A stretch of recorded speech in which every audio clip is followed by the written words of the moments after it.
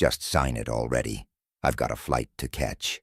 The words were still hanging in the air when she looked down at the envelope. Barely 6 hours after giving birth, stitches burning, she could hardly sit up in bed, and he was already walking out, with another pregnant woman waiting for him in the car. This wasn't just a divorce. It was a death sentence. She pulled her baby daughter against her chest and swallowed the tears. But in that exact moment, something inside her broke, and something new was born. What happened in the days that followed would make the entire country take sides. If you're still watching this, it means there's something in you that refuses to stay silent in the face of injustice. So go ahead, hit the like button, leave a comment on what you'd do in her place, and subscribe so you don't miss the stories that reveal the truth behind the perfect facade. Now hold tight, because what comes next will shake you. You'll never make it on your own. He said it with a smirk, right as he handed me the divorce papers, 6 hours after I had given birth to our daughter. My body still raw from the C-section. My soul, I can't even describe it. All I know is that in that sterile white hospital room, I was shattered, and he had no idea what he had just awakened. "Emily, it's over." James walked into room 304 like he was there to hand down a sentence. I was still cradling Ava in my arms, our newborn daughter, when I saw the yellow envelope in his hand. That was the moment my whole life collapsed. "What are you talking about?" I asked, my voice trembling. I pressed Ava against my chest, trying to hold myself together. The pain from the surgery burned, but it was nothing compared to the pain inside. "I just gave birth to our daughter," I whispered. "That's exactly why I couldn't wait any longer," he said coldly, tossing the envelope on the table like it was trash. "I want a divorce. Madison's pregnant." The name hit me like a hammer. Madison, his 28-year-old secretary, the one who always smiled when I called the office. The same woman he swore was just an employee. "Your secretary is pregnant?" I asked, desperate to wake up from the nightmare. 4 months. "We're getting married next month," he said, straightening his tie as if closing a deal. "It's already decided." It felt like a bullet to the chest. "James, you were here with me last night. You held my hand through labor. You told me you loved me. I told you what you needed to hear so you wouldn't make things harder." He replied, ice cold. "Emily, let's be honest. Our marriage died years ago." I bit back the scream for Ava's sake, but my voice came out low and steady. "We had this baby together. We planned this pregnancy. You planned it. I just didn't stop it." He looked at Ava as if she were a mistake. Now I've got other priorities. The tears burned, but I refused to cry. For months I had shared every step of the pregnancy with him. We set up the crib together, chose her name. He even cried when he found out it was a girl. All of it a lie. "James, please." I tried to stand, but the pain from the surgery pinned me down. "We can talk. We can fix this." "There's nothing to fix." He cut me off. "Be real, Emily. When was the last time we had a good conversation? The last time I came home excited to see you?" Every word was a knife to the heart. 15 years trying to be the perfect wife. I gave up my career as an engineer. I reshaped myself to fit his every desire. "I can change. I can go back to work. I begged, barely able to speak. "With Madison, it's different," he said, his eyes lighting up. "She gets me. She challenges me. She makes me feel alive." I swallowed the tears and looked deep into the eyes of the man I had loved for 15 years. "If you never loved me, why did you marry me? Because you were safe, responsible, the kind of woman who looked good on paper as a wife." He said it the way a man talks about buying livestock. But real love, Emily, is passion. It's not being able to live without the other person. The door opened, and with it, whatever little dignity I had left collapsed completely. Madison walked in as if she owned the place. Tight red dress, her 4-month belly showing, flawless blonde hair, and a victorious smile on her face. She was everything I couldn't be in that moment. Young, radiant, whole. "Babe, you're taking too long," she said, looking straight at James as if I wasn't even there. "Hi, Emily. Congratulations on the baby." Her voice hit me like a slap in the face. The mistress was in my hospital room, calling my husband Babe, just 6 hours after I had given birth. My body still hurt, my soul even more. "Madison, you didn't have to come up," James said, but his tone sounded more like affection than disapproval. "I wanted to meet little Ava's sister," she answered, stroking her own belly. "We picked out a princess name, too." I went silent. It felt like my voice had been ripped out, along with everything that made me a woman. She was standing there, pregnant with the man I loved, building a future I no longer belonged to. "How dare you?" I exploded. "How can you stand here and humiliate me like this?" "It's not humiliation," Madison replied, with a poisoned sweetness in her smile. "It's just the truth. James loves me. He never loved you. And it was James who drove the final stake through my heart. I'm sorry, Emily, but it's better to be honest." I held Ava against my chest, as if she were my only anchor in the middle of chaos. Get out now," I begged, my voice shaking. "Can we be civil?" James replied, as if I were a child throwing a tantrum. "For the baby's sake, get out of my room," I screamed. Ava started crying with me. Nurses appeared at the door. James turned red, whether from shame or anger, I couldn't tell. "Let's go, babe," Madison said, tugging at his arm. "Postpartum hormones make women so unstable." Before leaving, James turned back one last time. "The papers are on the table. Sign them when you're done being dramatic." And then he twisted the knife one more time. "And Emily, you'll never make it on your own. You've always depended on me for everything." The door closed. I was alone, just me, Ava, and his words echoing in my head like a curse. With trembling hands, I picked up the envelope. Inside were the divorce papers, already signed by him, and a child support offer, $200 a month for Ava, and a cruel warning. I had 60 days to leave the house, 60 days to rebuild an entire life. I looked at my daughter. She had stopped crying and stared at me with those trusting little eyes. She depended on me completely, and I had nothing. No job, no house, no one, just her. And for the first time in 15 years, I felt anger. Anger at giving my life to a man who never loved me. Anger at abandoning my career. Anger at allowing myself to be treated as good enough. I had been submissive, naive, foolish. I wiped away the tears and looked at Ava again. "You know what, Princess? Daddy said Mommy will never make it on her own." She waved her tiny arms as if she were listening, but he has no idea what he just awakened.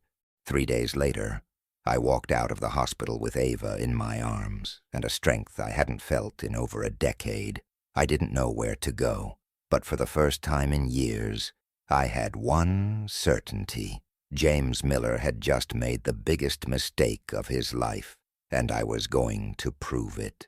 The cab stopped in front of the house where I had lived for 10 years, the same house I would have to leave within 60 days. I looked out the window, and there she was, Madison, standing on the porch, adjusting the flower pots as if she owned the place.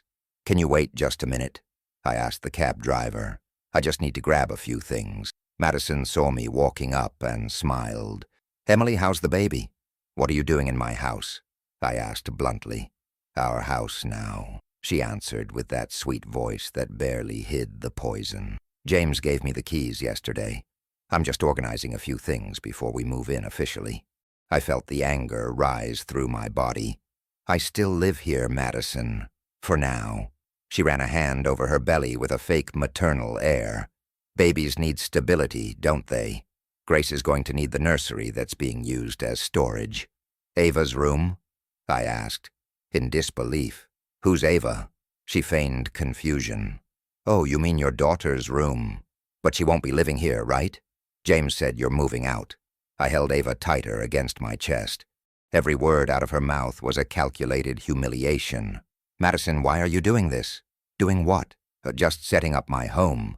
She laughed as if she were the most innocent person in the world. Emily, you're a smart woman. You must understand that James deserves to be happy. And don't I deserve that, too? You deserved it? With another man. I shot back. She stepped closer, lowered her voice. James never loved you. He told me everything. That he faked interest when you spoke. That your kisses felt forced. That he thought of me when... Enough. I cut her off before she finished the sentence that would destroy me completely. I'm just being honest, she said with a calm smile. But look on the bright side. Now you're free to find someone who really loves you. I looked at that woman as if staring into a twisted mirror. 28 years old, beautiful, ambitious, ruthless, everything I wasn't. Can I ask you something? I said. Of course, she replied. Do you really think James will be faithful to you? Her smile faltered for the first time. I got into the car, looked at that house one last time, and after 15 years, I didn't feel sadness. What I felt was relief, because in that moment, I knew the only person truly on my side was the one sleeping in my arms. 1247, Lexington Avenue, Brooklyn. Sarah opened the door without a word. She just hugged me and Ava, as if she had known this day would come. I came to ask for help, I said, my voice breaking. I know. Come in. In the warmth of Sarah's home, I fell apart. I told her everything, every humiliation, every cruel word, every second of despair. Sarah listened silently, but I could see it, the anger growing in her eyes with every detail. Emily, can I ask you something? She said, once I had finished. Of course. What are you going to do now? I looked at Ava, asleep in my arms. I'm going to prove James was wrong. How? She asked. I don't know yet, but I will. Something woke up inside me, something that had been buried for years. Sarah, do you remember who I was before I met James? I do. You were a brilliant engineer, independent. James and Madison had no idea of the storm they had just unleashed. Emily, you've got $80 left in your wallet. That's all, Julia said, tossing the empty wallet onto the kitchen table. As I nursed Sophia, she watched me with deep concern. A week after leaving the hospital, my financial reality had become a nightmare. Edward had canceled all my credit cards, froze the joint account, and cut everything off at once, like ripping off a Band-Aid without warning. Emily, he sent word that if you don't sign the divorce papers by Friday, he's going to contest paternity in court. She handed me a document from his lawyer. I read every line as my heart turned to ice. It wasn't just a divorce. Edward was threatening to deny that Sophia was his daughter. He can't do that. Sophia looks exactly like him. Oh, he can, and he will. The lawyer said the case could drag on for up to 2 years, and during that time, you won't get a dime. Julia paused, her jaw tight. Emily, he's trying to break you. The phone rang. Unknown number. Hello? Emily, it's Carla. The sugary voice of his secretary made my fist clench instantly. What do you want? How's the baby, sweetheart? Relax. I just want to help. Edward asked me to call. We're both worried about you. I almost laughed. Worried. They had destroyed my life.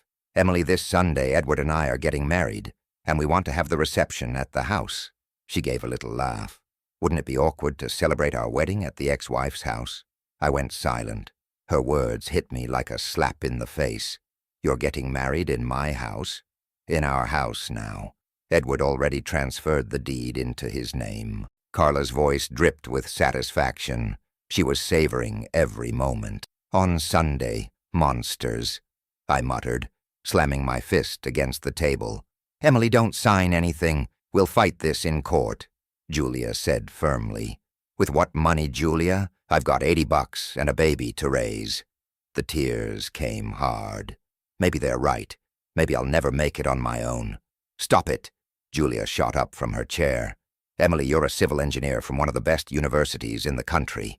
You've designed buildings, bridges, entire systems. She leaned in, her voice steady and fierce. You've got two choices. Settle for Edward's scraps for the rest of your life, or prove you're capable of much more on your own. Before I could answer, the doorbell rang. Julia went to open it and came back with her face grim. A court officer. What? Edward filed for repossession of the house. You've got 24 hours to leave. My legs gave out beneath me. 24 hours. Edward's voice echoed in my head like poison. Emily, be smart. Sign the papers. Take the alimony and stop with this ridiculous resistance. Ridiculous? What do you think you're going to do? Sue me? With what money? He laughed. Emily, you don't have a career, no steady income, no professional references. No judge is going to grant you a big settlement. You're worthless in the workforce. Each word cut like a knife. He knew every one of my weaknesses and exactly how to use them. I was an engineer, but I felt like a lost housewife who had no idea how to fight back. Emily, Julia approached me carefully. What did he say? I swallowed hard. Because I don't have the courage. Because I've always taken the easy way out. I looked at Olivia and whispered, maybe he's right. He's wrong. Rachel answered immediately, firmly. She placed her hands on my shoulders and looked me straight in the eyes. Do you know why Michael is so desperate for you to sign those papers quickly? Why? Because he's afraid of you. That night I couldn't sleep. His words echoed like poison. You don't have the courage to fight. You've always chosen the easy way out. Deep down, he was right. For 15 years, I gave in. I gave in when he asked me to abandon my career. I gave in when he wanted to sell my apartment. I gave in when he pushed me away from my friend. Always obeying, always staying silent, always choosing peace and losing myself in the process. Then I knocked on Robert's office door, a construction business owner. He needed a structural analysis for a major renovation. I arrived with my heart pounding. Ms. Emily, pleasure to meet you. Rachel has spoken very highly of you. For 2 hours I measured, calculated, and analyzed every detail. It was like riding a bike. The knowledge was still there, untouched, alive, ready to be used. Are you sure we can remove this wall? He asked. Not 100%, but I'll install 2 support beams here and here, I said, showing the calculations confidently. This guarantees full safety and also enhances the space. Perfect. When can you start? I left that office with my chest wide open. For the first time in years, I felt alive. It was as if the part of me buried for 5 years had been resurrected. But the euphoria didn't last long. When I returned to Rachel's house, Jessica was in the living room. Rage flared inside me like a wildfire. 200, that's it. Take it or leave it. Michael said if you don't sign by tonight, everything's canceled. She stood up, as if nothing had happened. But before leaving, she dropped one more bomb. Oh, and congrats on today's meeting. I widened my eyes. What? Robert is a client of Michael's company. He found out everything. Thought it was funny. She laughed, and I felt shattered. Could it be true? Was the only job I got in 5 years only because he allowed it? Emily, don't believe her. Rachel ran in from the kitchen. That woman is a viper. Rachel, tell me the truth. Is Robert a client of Michael's? She hesitated, and that was enough. Oh my God, it's true. I collapsed onto the sofa. Michael's right. I can't do anything on my own. Emily, stop it. What I see is a woman who left the hospital just a week ago, landed a job, and impressed a client, all while holding a baby. She held my hands firmly. Emily, they only showed up here today because they're scared. I looked down at Olivia. She was sleeping peacefully in my arms, as if the world couldn't touch her. And in that moment, I understood. My daughter deserved more than crumbs. She deserved a mother who would fight for her. And you're a brilliant engineer. Time to show two idiots the biggest mistake of their lives. I wiped my tears, but this time, something was different. It wasn't hope. It was pure determination. Rachel, I'm not signing the papers. Good. I'm going to court. I'll prove Olivia is his daughter, and I'll secure a fair child support. I stood up as if putting on a new skin. I was ready to show Michael that he had underestimated me, filing the paternity recognition case and demanding proper child support for Olivia. The war had begun, and Emily Johnson was ready to win. Emily received a call from Michael's law firm. Rachel handed me the phone with that knowing look. The fight was far from over. 2 weeks had passed since I filed the paternity case, and the response hit me like a slap in the face. Hello, Ms. Emily Johnson. This is Dr. William Carter, attorney for Mr. Michael Anderson. His voice was cold, surgical, with not a hint of empathy. My client would like to propose a settlement. What kind of settlement? He acknowledges paternity of the child. In exchange, you would waive child support. My blood ran cold. He is also offering 500 reais per month for 2 years. After that, nothing. I almost laughed. 500 for 2 years. Pay stubs, bank statements, everything in order. The lawyer paused for a moment. Ms. Emily, I recommend you accept. Child support cases can take years. I hung up without saying another word. I was boiling. Michael was hiding income to pay less for his own daughter. But how can we prove it? Rachel asked, entering the room. Michael lied about his salary. He said he earns 10,000, but I know it's 15.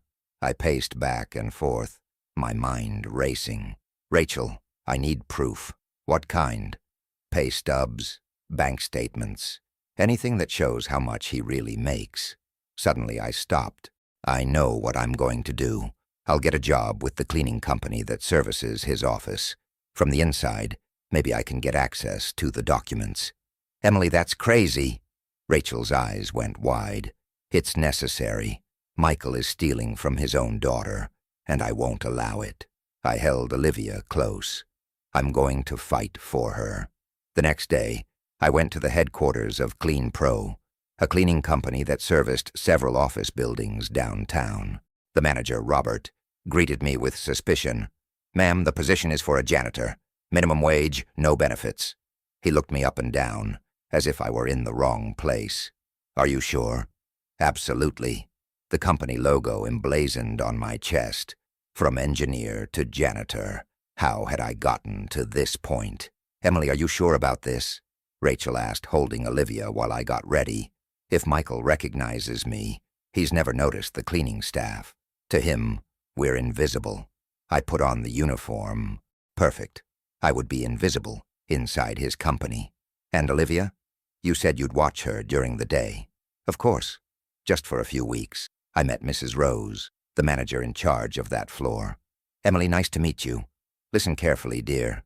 Up here, the suits don't like to see a janitor walking around during work hours.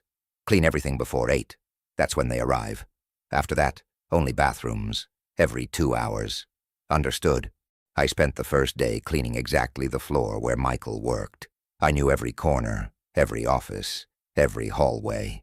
It was surreal being there in uniform, having once been the wife of the regional manager of this place for so long. On the second day, I got my chance. I entered his office before the workday started. My heart was racing.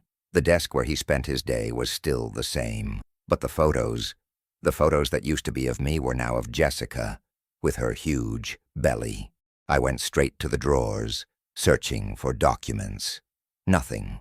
Her tone of contempt was blatant. She spoke to me like I was a rag, but I kept cleaning in silence. Inside, I was burning. She had no idea who was standing in front of her. On the third day, the miracle happened. Michael forgot to lock the file cabinet. My heart nearly jumped out of my chest. I opened it carefully and started taking photos. Pay stubs, bank statements, tax returns, proof that he was earning 15,000, not 10. He has no idea how much I really make. I recorded everything on my phone. Michael was confessing without realizing it, confessing that he was lying to the court, to me, to his own daughter. Jessica, calm down. In 2 years, she won't be entitled to anything else. Olivia will be my responsibility only when I want it.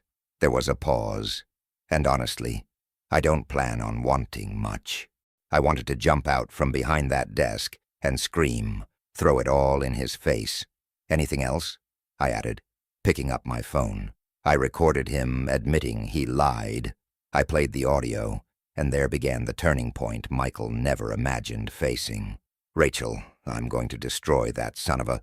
in court. The next day, I brought everything to my lawyer, Dr. Thomas Miller. Every photo, every recording, every piece of evidence. He nearly fell off his chair when he saw the material. Emily, this is pure gold. His eyes sparkled as he flipped through the papers. Michael thought I was too dumb to catch his lies, thought he'd get away with it. He was very wrong. But when I got home, I was met with something completely unexpected. Jessica was in Rachel's living room again, only this time she was crying. "What is she doing here?" I asked, suspicious. "Emily, I need to talk to you," she said, wiping her eyes. "What about Michael? He's cheating on me with the new secretary," she sobbed, "because I found out he's hiding money. A lot of money." She stepped closer. "Michael has a secret account in the Cayman Islands. $2 million. What? It's bribes. Dirty money from the company's suppliers." I saw the documents. Jessica was shaking. "Emily, if we report this together, we can take him down." I stayed silent. The woman who destroyed my marriage now wanted to be my ally. An alliance against the same man, as if we were both disposable. I looked at Olivia, sleeping peacefully in Rachel's arms. She deserved a father who was worthy, but above all, she deserved a mother who knew how to do the right thing. "If I agree to this alliance, what's your plan?" I asked. "We report him to the IRS and the FBI. With the evidence I have, he goes straight to jail." Jessica was determined, and when he's arrested, I get everything he owns here, in Brazil. "I want both," she answered without hesitation. "He humiliated us, treated us like trash. He deserves to pay for that." I looked at Rachel, who watched everything silently. "What do you think?" I asked, seeking support. She chose her words carefully. "I think you need to decide what kind of victory you want. Revenge or justice." Her words weighed on me. Revenge meant destroying Michael completely. Justice meant getting what Olivia deserved for the daughter he pretended not to have. "You're making a mistake," she insisted. "Michael will never stop trying to hurt you." "Then I'll prove I'm stronger than him." I smiled firmly. "Jessica, I'm going to build a life so good that he'll regret losing me. That will be the best revenge." She left furious but left copies of some documents, enough to secure fair child support for Olivia. The next morning I entered one of the most luxurious buildings in São Paulo, standing at the reception of Horizon Builders. Resume in hand, heart racing. Emily Johnson, the engineer missing for 5 years. On the other side of the desk, Richard Collins, the company director, looked at me, as if seeing a ghost. "Exactly, Mr. Collins. I'm back in the market." My voice was firm, but inside, I was cold. "Emily, you are one of the best engineers in São Paulo. But why would I hire you instead of a recent graduate who already knows all this? You're 42, 5 years out of the market, and you'll want a senior salary." I took a deep breath, because I have experience no recent graduate has, because I solve problems others can't, because I deliver results. He laughed without irony. "Emily, those are nice words. Give me a chance and I'll show you with facts. But according to this geological report, there's a layer of sand here." Richard's eyes widened. "The structure is sinking, and unevenly." He took the documents from my hands and checked the calculations. "Oh my God, you're right. How did no one notice this before?" "Because no one cross-referenced the original project with the latest soil report." I smiled. "Solution: additional micro-piles at these points. Cost, 200,000. Alternative, demolish everything and start over. I would be able to support Olivia with dignity, but the euphoria didn't last long. I got home and found Rachel with a worried look. "Emily, we have a problem." "What is it?" "Michael found out you worked as a janitor in his company." My blood ran cold. "How?" "Jessica told him. She's furious because you refused to join her. She handed me a court notice. Michael was asking the court to consider me an unfit mother." I read the document. My hands were shaking. It claimed I was mentally unstable, that I had infiltrated Michael's company as a janitor to steal documents, and that I was unfit to raise Olivia. "Rachel, he could get custody of my daughter. He can try. The hearing is next week." She paused. "Emily, there's one more thing. He's claiming you abandoned Olivia to work as a janitor." "That's a lie. I did it for her." "I know, but in court, it might look like you chose work over taking care of your newborn daughter." And then came the final blow. Michael had hired the city's top attorney, Dr. Victor Harris. He had never lost a case. I sank to the floor, breaking down. I cried harder than I had in years. Just when everything seemed to be improving, he attacked me again. "Rachel, I'm going to lose my daughter." She knelt beside me. "No, not if I can help it." Next to me, Dr. Thomas Miller, my lawyer. Across the bench, Michael and Jessica, and with them, the infamous Dr. Victor, 60 years old, tailor-made suit, a reputation for destroying families with a smile. The most important hearing of my life was about to begin. "Your Honor," Victor said, standing with false serenity, "my client is genuinely concerned about the child's well-being. Furthermore, the mother lacks the financial and psychological capacity to raise a child." "Objection, Your Honor."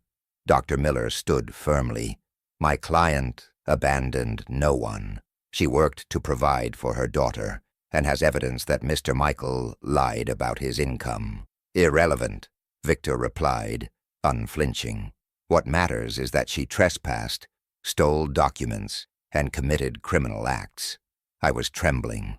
What I had done out of love, justice, survival, was being treated as a crime. My instincts as a mother, judged as abandonment.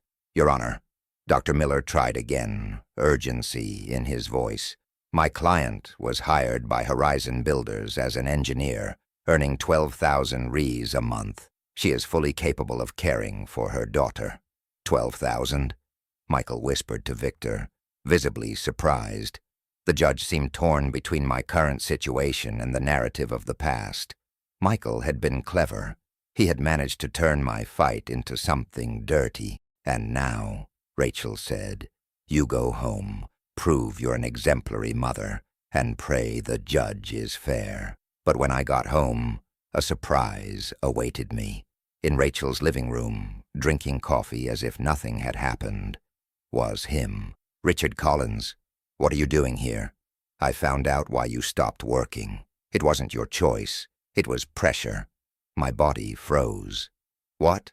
"Several clients told me that Michael would call to discourage contracts with you, Emily. He sabotaged your career for years." Richard opened a folder. Inside, notes, dates, records, evidence. At that moment, I knew the war wasn't over, but for the first time, I wasn't alone. "Emily," he said, changing his tone, "I'm here to make you an offer, one that could change your life." "What offer?" "I want you to be my partner." I widened my eyes. "What do you mean?" "Partner. A 30% stake in Horizon Builders. You bring your technical expertise. I bring the capital. We share the profits." I almost fell out of my chair. "Richard, this is justice." He leaned forward, eyes shining. He pulled a document from the folder. "This is the partnership agreement. Read it carefully. This is real." I took the paper with trembling hand. It was exactly what it claimed to be, a partnership in one of São Paulo's largest construction companies.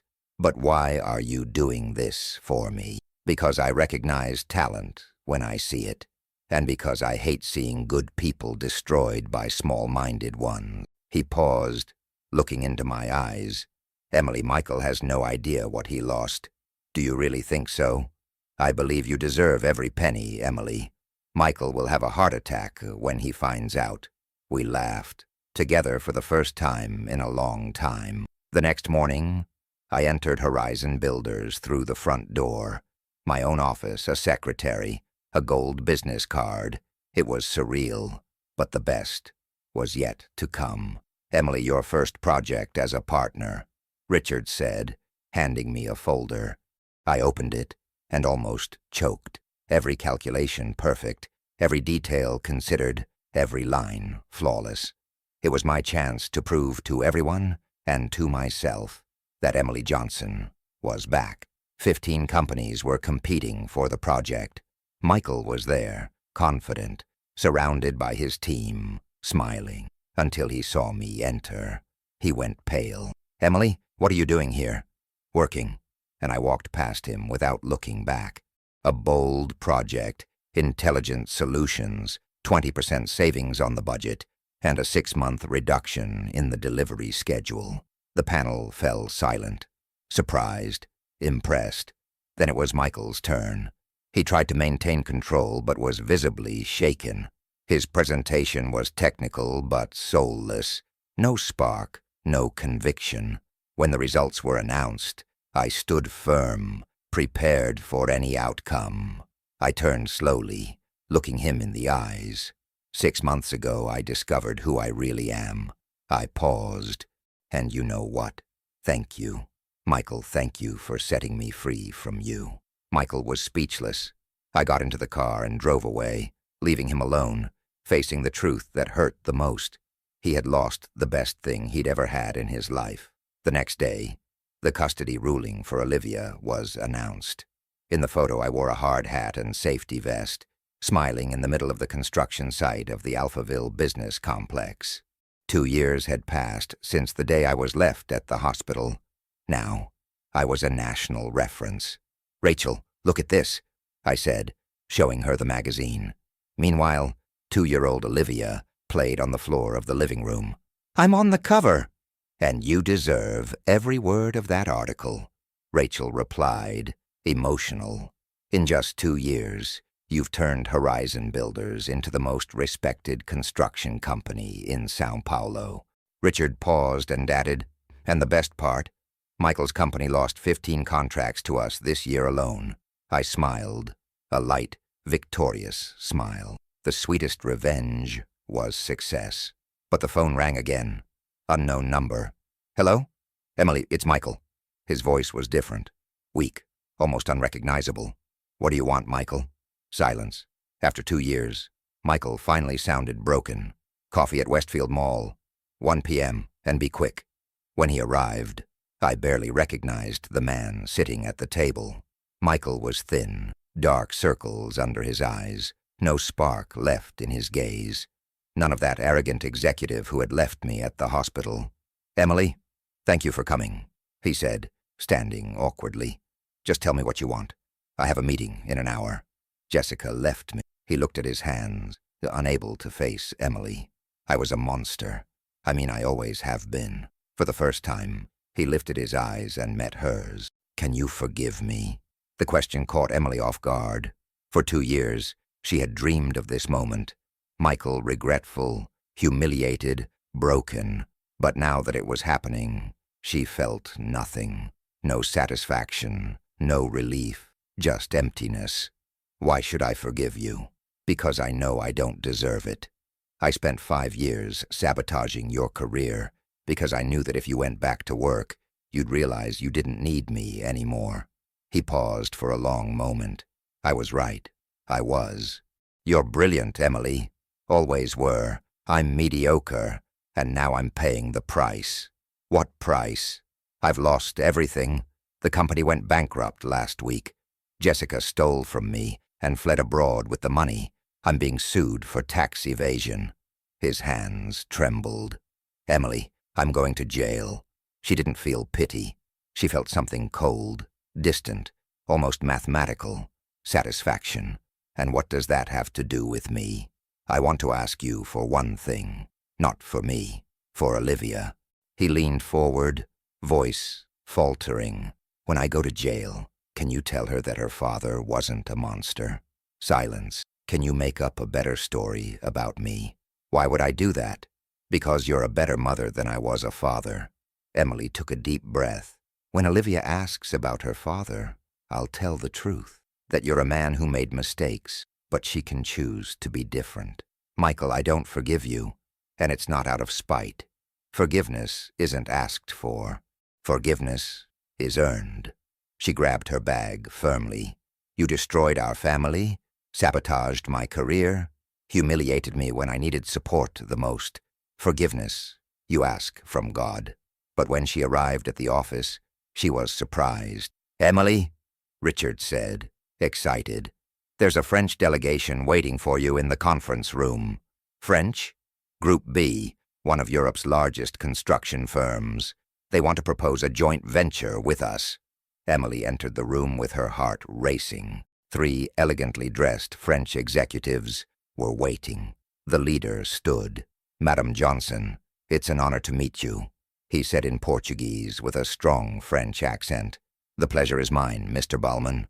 What brings you to Brazil? We came specifically to meet you. Emily furrowed her brow. To me? Your work on the Alphaville complex caught our attention in Europe.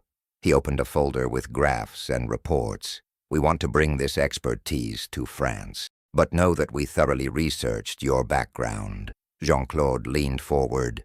Your ex-husband, Michael, tried to sabotage your career for years. We found records of his calls to our partners in Brazil, trying to block business with you. Emily wasn't surprised. I understand. What impressed us is that despite everything, your work was always impeccable. When you returned to the market, you immediately proved your excellence. He paused and looked at her with genuine respect. Oh, Emily, may I share something personal? Of course. My daughter went through something similar. She was betrayed, humiliated, and had to rebuild her life from scratch. Jean-Claude looked at Emily with genuine admiration. My daughter once told me, Daddy, the best revenge is living well. Madame, you are certainly living very well. When the French left, Emily was alone with Richard in the conference room. But I cannot and should not hold you back. Because, Emily, the one who saved herself was you. I just offered a platform.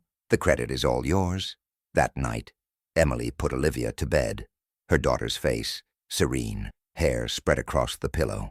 But in her mind, the French proposal wouldn't leave her thoughts. A new continent. A salary beyond her dreams. Leading projects that would leave a legacy. She picked up her phone and called her best friend. Rachel, what do you think? Structures that someone could look at 100 years from now and say, Emily Johnson built this. Where do you think I could best make this dream a reality? Here or in France? The answer came on its own, in Emily's quiet, confident smile. The next morning she called Jean-Claude. Mr. Ballman, I accept your proposal, but with 3 conditions. Which ones? First, I want to maintain operations in Brazil. São Paulo will be my base, not Paris. Acceptable.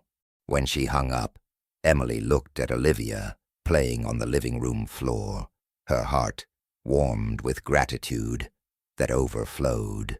Her daughter had been the starting point, the engine, the catalyst of a transformation she hadn't even thought possible. She knelt beside the little girl and picked her up. Olivia, my princess, Mommy did it. Olivia smiled and babbled a Mama, as if she understood everything. Emily Johnson. 3 years later, on an ordinary Tuesday morning, the headline exploded across newspapers. Emily Johnson named Engineer of the Year by the International Construction Federation. Emily was having breakfast with Olivia, now 3 years old, when Rachel stormed into the kitchen, holding a newspaper open in her hand. Emily, you won the international award. You're the first Brazilian ever. Emily nearly dropped her cup. What? Government representatives? Everyone wanted to hear the voice of the Brazilian woman who had conquered the engineering world. Until one call changed everything. Emily, it's Jessica. Emily froze, nearly dropping the phone. Her ex-husband's former secretary's voice trembled, breaking with desperation. "Jessica, how did you get my number?" "Emily, please, I need to talk to you. It's urgent." Jessica was clearly crying. "It's about Michael. I came back when I heard about the illness." "Oh, of course. Now you're a saint. It's not what you think, Aunt Emily." "Then explain." "Michael paid me to destroy you." The words came out in a trembling whisper. "What?" "It was all planned, Emily. He hired me to seduce him and ruin your marriage." Emily sank to the floor, dizzy. "That's not true, is it? I have everything. Proof of deposits, recorded conversations." "And why did you stay?" "Because I truly fell in love, even knowing he was a monster." Jessica now sobbed uncontrollably. "He never loved me, Emily. He only used me to destroy you." Emily hung up the phone slowly. She stood in the kitchen, staring at nothing. Michael hadn't just cheated. He orchestrated the entire destruction to keep her dependent, weak, submissive. Rachel approached, alarmed. "Emily, what's wrong?" She told everything, every detail. The response would come soon, but she knew. There was no going back. Michael was dying. 3 months to live. This was the final confrontation Emily had never known she needed to face. "I will go, but not for him. I will go for myself. I need to close this chapter." The hospital was luxurious, private, and insanely expensive. But no amount of money could mask the smell of disinfectant and despair. Emily walked down the cold hallways with Olivia in her arms, her heart racing. Room 512. Michael looked at the little girl as if seeing her for the first time. Olivia stretched out her tiny arms curiously, but upon noticing the frail, strange figure of the man in the bed, she recoiled. "Is she afraid of me?" "She's not afraid. She just doesn't know you yet." Emily set her daughter down. Olivia began playing quietly, keeping her distance. "Michael, Jessica told me everything." He closed his eyes, distant, as if he already knew this moment would come. "I knew that one day you'd find out. In my way, sick, selfish, but I loved." "That wasn't love, Michael. It was possession." "I know. I always knew." He tried to sit up in bed, panting. "Can I ask you something?" "Go ahead. Forgive me. Not for me. I know I don't deserve it, but for yourself, so you can move forward without this weight." Emily stared at him. That broken, defeated man. The one who once loved her, betrayed her, now begging for forgiveness. And then she felt something unexpected, a strange, calm peace. Michael began to cry. "Emily, you achieved everything I ever wanted. Success, recognition, respect. I achieved it because I deserved it. And you never did because you never deserved it." "I know." She stepped closer, stood right in front of the bed, looking into his eyes one last time. "I forgive you." "Really?" "Not because you asked, but because holding a grudge against you would give too much importance to someone who no longer deserves my time." Michael sobbed, this time carrying Helena with her. At the funeral, Emily was the only person present besides the pastor. She wasn't there for Michael. She was there for Olivia, because despite everything, her daughter deserved to see her father buried with dignity. "Mommy, why are you sad?" Olivia asked, her innocent eyes watching as the earth fell onto the coffin. "I'm not sad, Princess. I'm at peace." 2 months later, Emily stepped into Paris, not as a tourist, but as a protagonist. She spoke in Portuguese with simultaneous translation. 3 years ago, I was going through the worst period of my life. Today, I am here, at the peak of my career. The audience gave her a standing ovation. "I want to dedicate this award to my daughter Olivia, who gave me a reason to fight, to my friend Rachel, who supported me when I had nothing, and, paradoxically, to my ex-husband, Michael. Sometimes, losing everything is just the first step toward gaining much more." And regarding forgiveness, "Did you forgive your ex-husband?" a reporter asked. "I did, but not to set him free. I forgave to free myself." She adjusted Olivia in her arms. Forgiveness isn't about the person who hurt you. It's about the peace within you. And your next project? Another reporter asked. I'm going to build the largest suspension bridge in Latin America. It will connect São Paulo to Rio, cutting travel time in half. Emily smiled, and it will be called the Bridge of Hope, to remind us that there's always a way to reach the other side. 5 years later, Emily stood at the inauguration of the Bridge of Hope. Olivia, now 8 years old, cut the ribbon alongside her mother. The project had cost 2 billion reais and would serve millions of people for the next 100 years. That night at home, Emily was going through the inauguration photos when she came across a letter that had arrived in the mail. It was from Helena, Michael, and Carla's daughter, now 6 years old. Aunt Emily, Mommy told me you're a famous engineer. When I grow up, I want to be just like you. Mommy says you're the strongest person she knows. Can you be my godmother? Emily smiled, moved, and showed the letter to Olivia. Look, Princess, you have a little sister who wants to meet you. Can we visit her? Olivia smiled, pure and unburdened by grudges. Yes, we can. Every child deserves to have good people in their life. At that moment, Emily Santos knew the cycle was complete. From victim, she had become victorious. From a broken woman, she became a builder. From humiliated, she became an inspiration. Michael once said she couldn't achieve anything on her own. Now she built bridges spanning states and continents, bridges that would last centuries. But what she built the most were new stories. She inspired other women to start over, break free, and believe in themselves again. And her greatest victory wasn't in awards, money, or recognition.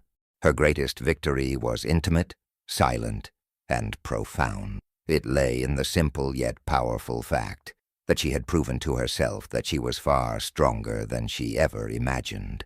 Because you experienced this story as if it were your own, now tell me, which part moved you the most? Leave a comment. I read every single one with care. And if this story touched you in any way, leave a like and subscribe to the channel. Every story here is made to remind you of your strength. And I'll warn you, the next story is going to give you chills. See you there.